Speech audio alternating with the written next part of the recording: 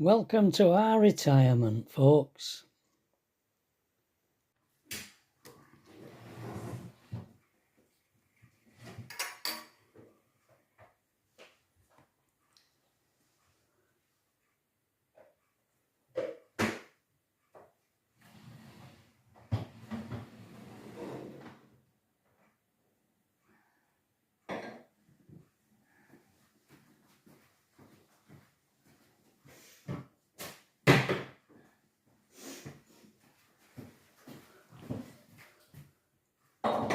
This is really exciting footage, isn't it? What? Oh, I didn't know you'd put it on. Oh, I do. I like to do a what do they call it? What was that programme they used to have? A candid camera. Yeah. Oh, we've eaten that bowl of fruit. It's all gone. Tracy's had it. We've had it. Yeah, I think Tracy must be taking them in the bowl this morning. Oh, has she? Yeah, she must have. Yeah, she right enjoyed it, didn't she? Yeah, she said it was lovely. Did a good job there with fruit salad, love. Didn't you? Wow, why did I? Well, you chopped it all up and... Did I? Oh, yeah. Oh, I remember now, yeah. Chopping melon. Yeah, I remember. Yeah. I peeled potatoes, chopped the fruit salad. It's getting... No, it ain't. Getting good. No end to your talents, love. Oh dear. What have I got to talk about today? Well, there are a couple of things there. I've just shown Pat a piece of footage of a kid in London trying to steal a bike in broad daylight. Did he have some kind of a crowbar Yeah, or something? he had like a bar and he put it was locked up in it, it had a chain round it. And he put this bar chain and he was twisting it around trying to break it. And the bloke filming him told him to stop doing that. Just carried on doing it, but gradually more and more people came round watching him. And he decided to clear off and he just walked off. They said that they'd informed police, didn't they? They did. Thought so. A fat lot good of that'll do. Yeah. Yeah. It will. Yeah. Especially when they're releasing prisoners from... You know that magazine I showed you yesterday? Oh, That Barry and Christine gave us. I looked in it later on in the morning, and all these trips were like three to 5,000 quid per person. Oh, some of them were 8 and 13. Yeah. Yeah. I don't know what they think we are. We're not on that level. No. No. We're the poor relations. No, we won't spend that much money on a trip. No chance. I mean, I just think how many times I could go stay in a hotel for that. I know. And I mean, what if you didn't enjoy it if something went wrong? I mean, it'd be a huge waste of money. But you were telling me about a boat where you can buy a suite on board. There's a cruise ship in, I think is it in Belfast Harbour? In Ireland. It's in Ireland anyway. All right. They were supposed to go on a 3-year cruise in May, but they've got trouble with rudder and gearbox. Oh. So it's still there in port. And the people who have paid 100,000 or something to go on this cruise ship are still there in Ireland. But they're all going off on trips and stuff, and they're all quite philosophical about it. Right. But you can buy a cabin if you want on this cruise ship, think it said though, what, about 100,000 to buy a cabin.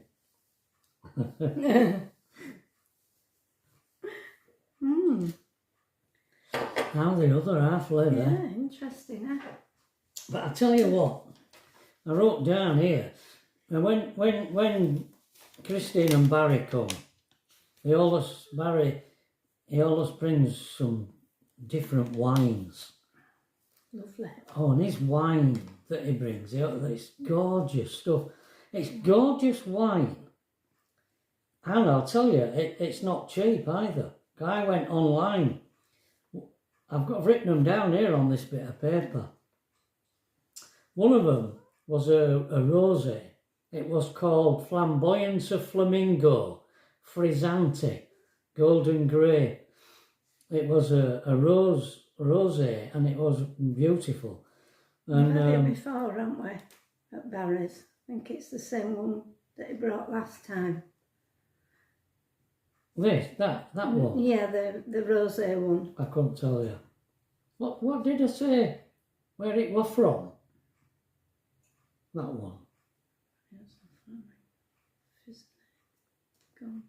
I can't remember now where it was from. But the other bottle he brought was Brandberger, Kurfürstler, Riesling. That's a German wine. That's a white one. Oh, that is delicious. And I went up online to see how much they were, and they were £17 a bottle. Let's see. Does it say what country? That is the bottle. Australia. Australia. Yeah. Yeah. They're £17 a bottle they are. Are they online? Yeah. Yeah. Oh. Not cheap. I mean, we buy a bottle of wine. I'm afraid you're talking about £5 or £6. I don't know what must be in it. But all both these wines are only 7.5% proof. But they're lovely, aren't they? Lovely. And Are there any wine connoisseurs out there? Because I bet if you looked along the rows, all the rows of wine in all the supermarkets in our country, I bet you won't find one at 7.5% proof. I bet that all the lowest would be 8 or 9. I don't know, because we always look for vegan or a low one. If we're meeting up, priced. we don't. We're not bothered about whether it's vegan. It's just if we go to see Mick and Jane, it has to be vegan. And then, I mean, Jane don't drink it during the day. But I bet if you looked along all the top shelves where it's all deer, you think they'd all be high? I bet they'd all be 12 or 13% proof. Right. I bet. Right. Am I wrong? I don't know. But I find that quite mysterious that these expensive wines that Barry gets, he belongs to a club, so he probably gets them a bit cheaper. Well, you said it were, well, I won't say what price he pays, but you said it were cheaper than that, what you just said. Yeah, it worked out at £13 a bottle. Oh, right. When he bought because he buys cases at a time. They were all bit same, maybe not same one in case. They might be one of each. They'll contact him and say we're doing a deal on this particular wine, and he'll buy a case or two of that. Mixed. Yeah. But every one there is ever given me have been absolutely lovely. They're really smooth. You know, they're not sharp. Really smooth wines. And I'm amazed that they're so low in volume. And I don't know enough about wine to know about it. Maybe there's some connoisseurs out there that listen to us who could tell us about it. I'd be interested to know. Right. Yeah. I mean, it's like drinking wine for pleasure rather than to get stoned, isn't it? You don't want to get No. overdrunk. But yeah.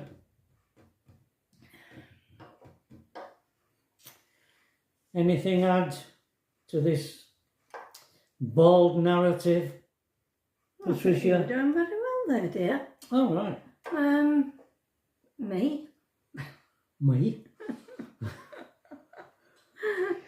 Don't call upon me. No, I can't think of a single thing at the moment. I'll tell you. I need to say. I'll tell you a little bit. You might have realised that yesterday's video had an abrupt ending. All right.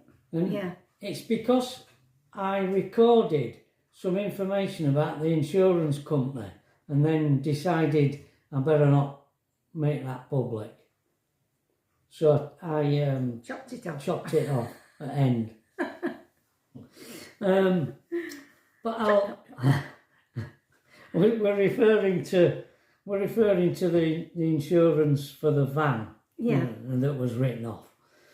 Well, you know, we've got the value of the van. We've that's not in dispute. We're still waiting to be paid for all the contents of it. And they've just gone totally silent. And the people who are acting on our behalf can no longer contact them by phone. They can only contact them by email. So takes a long time. Yeah. So we've complained to the people who are dealing with it on our behalf. We've complained to them about it, and they have come back and they've said that we can, if we would like, we can make a formal complaint direct to the insurance company, and they've given us a link to do that. And Tracy, to this chap's insurance company. Yeah. And Tracy phoned them yesterday because she didn't want them to think. She wanted to get some clarification that if we did that, would that absolve them of any further intervention, you know. Our insurance company. It's like, when you say our insurance company are out of it. Yeah, they're out of it, really. They've put it to somebody else. Yeah, there are two organisations acting on our behalf. One is an organisation dealing with this possessions. It's uninsured losses, really, isn't it? I think that's what they call it. The contents of the van. And another one is dealing with the personal injuries. But the insurance company who I were insured with, they're out of it now. That insurance policy is now dead. But the people who are acting, who they put us in contact with to deal with the claim, they're still active. So I just thought I'd let you know clarify. That it's still ongoing. Yeah. It's been what, 12 weeks, 3 months? 10th of June, really? 10th July, August, going on for 3 months, isn't it? 3 months, Not far not off. quite. And we've still not really, I mean, Tracy's contacted the police a couple of times to see what's going on, but we've heard nothing really from the police. No, about the bloke that's caused all this. No, but apparently it's all, there's such a backlog in the system that people are having to wait longer than they should have to wait. I mean, by the time they get back to us, they might have forgotten all about it. Well, they're hoping we're gonna give up, aren't they? That's what they're doing. Oh, police Oh, sorry, police you're on about, aren't you? or The insurance the people. insurance people. They're just hoping we'll just Forget. get fed up and call it a draw. Yeah. Our Trace is like it's not like possessions in a car. There were some high value possessions in the camper, weren't there? Yeah. You know, that you just... Not like a car, is it? No. No, you didn't hit a car. You hit a mobile home. It were funny last night, because Tracy were dealing with us with this, explaining things that she'd found out during the day, because she's been ringing them up, which is very good of her really, because she can't have a phone with her all day. So it's either her lunchtime or when she's finished work, and she sits in the car and tries to get through to people, doesn't she? And it was funny because I said, you mean you're dealing with us? Daughter's dealing with us, and then the daughter's having to deal with her daughter, because Alethea's trying to fill out forms for colleges, for this college she's going to. Yeah, this uni. Oh. She's to fill a form out online and do this. So she's, after she dealt with us, Tracy, she had to deal with Alethea then on computer. Oh, is that what it was? It were getting on for 9 o'clock by the time she come upstairs to sit down. Oh, good grief. She comes in and she's shattered. And we drag her in both directions. Yeah. Poor Tracy. I said, not only does the daughter have to deal with the parents, she has to deal with her own daughter as well. Yeah. Anyway, she went to bed early after that. I don't know. I don't know what's going on. No. Honestly. No. The state of things.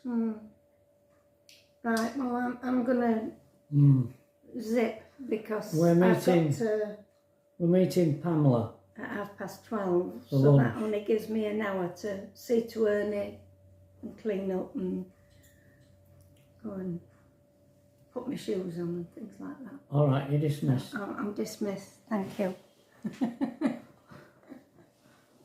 Yeah, so we're going to Cornmill. It's a pub, sort of pub and hotel. We've been before. It's not too fancy, but it's all right. And it's a bit cheaper than going to Wetherby Whaler. Getting dear now, fish and chips.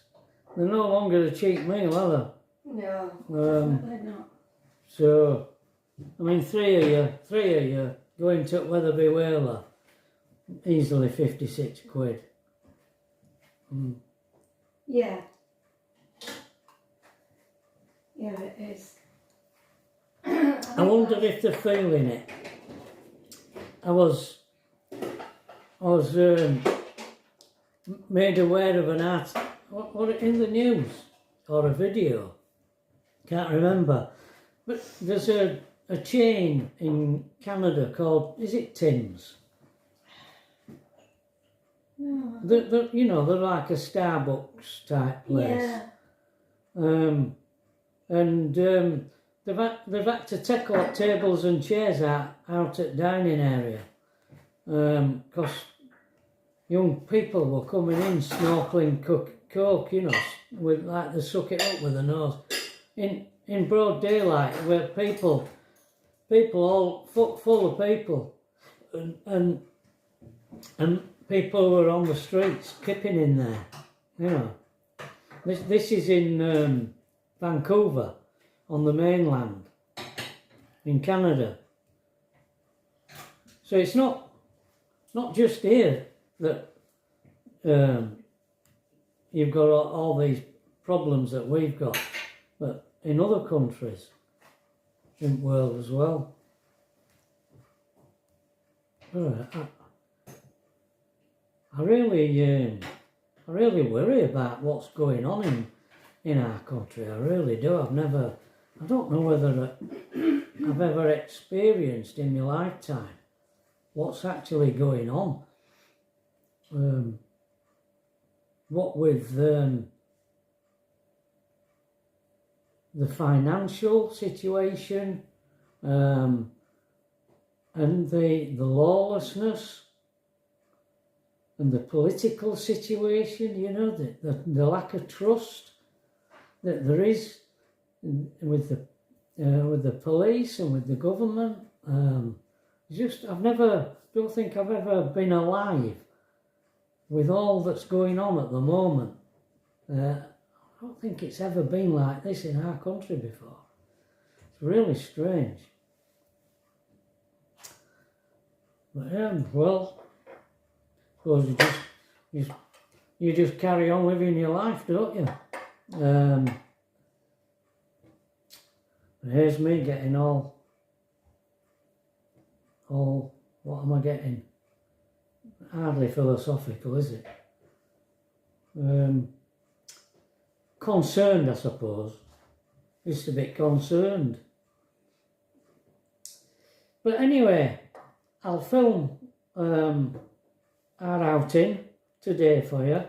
And all being well, we'll see you tomorrow. So I'm on my own saying goodbye today, folks. Bye. Voice from the wilderness. Bye, everybody.